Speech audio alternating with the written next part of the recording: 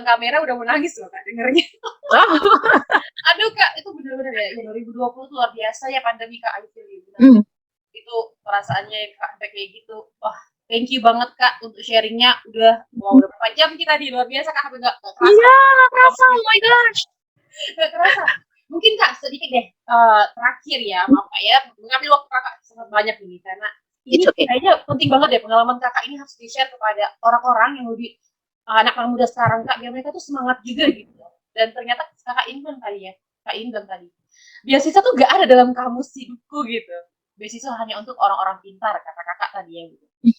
Dan Kakak membuktikan bahwa mungkin Kakak merasa Kakak gak pintar, tapi bagi saya Kakak pintar banget lah. Tapi Kakak membuktikan dengan segala kerja keras Kakak, dengan segala usaha dan pastinya berserah ke Tuhan juga, itu Kakak bisa tembus ke beasiswa yang Fulbright Aminef.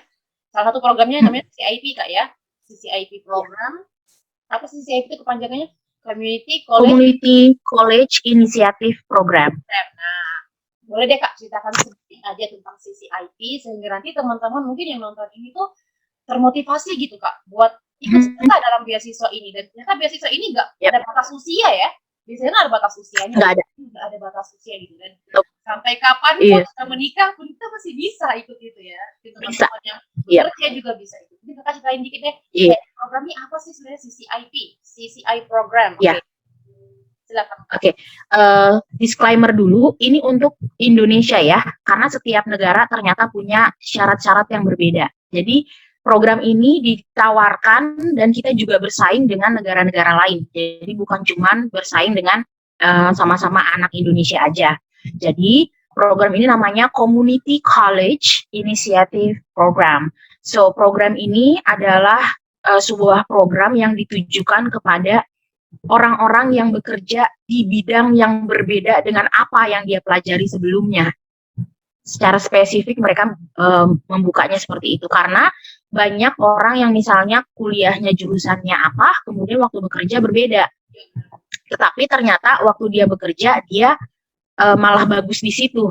Gitu. Nah, si program ini akan memberikan kesempatan untuk kita yang sudah terjun di dunia pekerjaan yang kita cintai untuk bisa mengembangkan lagi kemampuannya dengan cara studi banding. Jadi kita di sana itu bukan kerja, bukan ngajar, bukan kerja di pabrik atau gimana, tapi kita benar-benar kuliah. Gitu. Nah, selain kuliah, kita akan dikasih kesempatan untuk magang. Gitu. Nah, selain magang, satu lagi kita bakalan dapatin kesempatan untuk volunteer. Nah, CCI ini itu istilahnya mereka tuh ada 5 pilar. Pilar yang pertama itu kan yang tadi itu kita akademiknya dulu.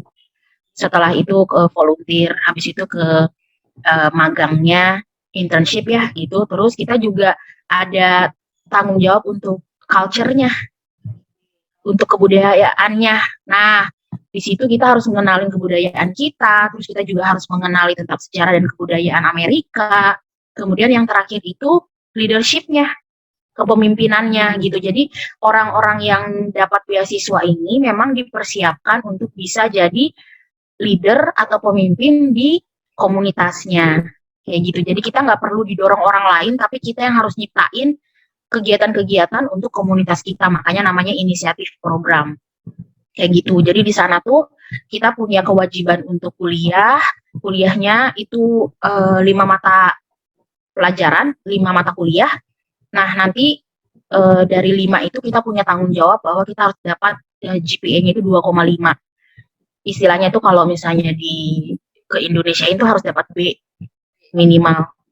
Dan luar biasanya, kita tuh nggak ada dibedain sama anak mahasiswa sana. Ya kita dicemplungin aja gitu bareng-bareng sama mahasiswa Amerika di kelas yang sama gitu, nggak ada bedanya dan penilaiannya pun sama. Jadi memang perjuangannya nggak gampang, tapi kalau memang niatnya dari awal sudah benar ya pasti bisa. Kemudian internship, kita harus pergi, kalau misalnya kayak saya jurusan Early Childhood Education, saya ngambil pendidikan usia dini, tapi usia dininya itu sampai 8 tahun ya yang kami pelajari, itu kami harus ada latihan observasi ke sekolah, kayak gitu-gitu. Kemudian volunteer, kita harus ikutin pelayanan masyarakat di sana, itu juga menarik banget. Kemudian culture-nya kita punya social host, di mana mereka ngundang kita ke rumahnya, mereka bawa kita jalan-jalan, mereka juga ngenalin tentang kebudayaan Amerika itu seperti apa, kehidupannya seperti apa, dan yang terakhir leadership, di mana kita juga diminta untuk bikin planning kita ke depan itu seperti apa yang mau kamu buat, kayak gitu-gitu. Jadi program ini tuh benar-benar mempersiapkan kita dan memberikan kita kesempatan untuk belajar apa yang sebelumnya belum pernah ada kesempatan kita pelajari, tapi kita suka banget dan udah terjun di situ. Gitu. Nah, bagusnya program ini adalah kamu nggak keluar uang sama sekali. Itu bedanya. Karena ia fully founded, full scholarship, artinya sampai kamu mau beli sabun, sampo, makan, tempat tinggal, air, listrik, semuanya dikasih. Kamu nggak keluar uang sama sekali. Bahkan ketika kamu harus vaksin, kamu harus MCU, kamu harus pergi ke Jakarta untuk interview, mereka bayarin. Plus uang makan dan transportnya. Semua dibayarin. Jadi luar biasa banget, dan itu yang bikin saya ngerasa bahwa saya angkatan pertama bisa lolos. Saya yakin ke depannya anak Sangatta itu secara khusus yang pasti ya Kaltim Indonesia gitu ya tetap bisa berangkat terus gitu. Tahun ini berangkat 2 orang sebenarnya dari Sangatta, luar biasa banget. Saya juga nggak nyangka gitu, tapi saya tahu bahwa sebenarnya banyak banget anak-anak pinter di Sangatta ini yang sebenarnya cuma perlu dorongan motivasi aja gitu. Dan ternyata it works gitu. Dan teman kita Angga ya, dia akan berangkat sebentar lagi dan dia ngambil jurusan yang menarik banget, perfilman guys. Itu keren banget. Dan ketika kami ngobrol-ngobrol kemarin itu, anak ini begitu polos sekali gitu. Cuman kita bisa ngelihat passion dia gede banget gitu loh di bidang itu. Dan dia serius.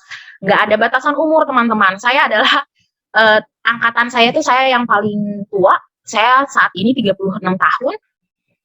Dan sekolah nggak gampang buat saya. Karena saingan saya anak-anak 21 tahunan. Kadang malah ada yang 18-19 tahun lulusan SMA gitu ya. Cuman itu justru yang bikin menarik. Dimana saya harus mempush diri saya sendiri untuk bisa bersaing bersama-sama dengan mereka dan gak give up gitu. Dan puji Tuhan, saya lulus dengan nilai yang baik. Saya nggak percaya ternyata saya bisa dapat A gitu. Saya pengen bilang aja sih, maksudnya banyak orang bilang mungkin, lu ngasih tahu nilai lu sombong. Enggak, tapi karena saya tahu, saya mendapatkan itu dengan susah payah dan dengan keyakinan bahwa saya melakukan itu dengan kejujuran. Artinya nggak minta tolong teman buat ngerjain gitu. Dan benar gitu loh. Kalau kita udah berusaha, memang nggak sempurna, nggak semua saya dapat nilai A gitu. Cuman, nah itu buat saya tuh kayak wow gitu. Maksudnya masa sih gue bisa dapat nilai A gitu. Tapi dari 5 mata kuliah yang saya ambil, saya dapat 2A, saya dapat B, dan saya dapat nilai 2C. Karena memang pada saat itu saya ngambil jurusan yang sebetulnya terlalu berat dan itu sebenarnya buat mahasiswa tingkat akhir. Wow. Saya ngambil psikologi. Iya, saya ngambil psikologi. Sebenarnya sudah dilarang sama ngambil observasi. Tapi saya bilang kalau saya pengen tahu psikologi anak karena saya belum pernah kuliah dan saya sangat tertarik gitu. Saya paksain sampai bikin surat di mana saya harus menerima konsekuensinya.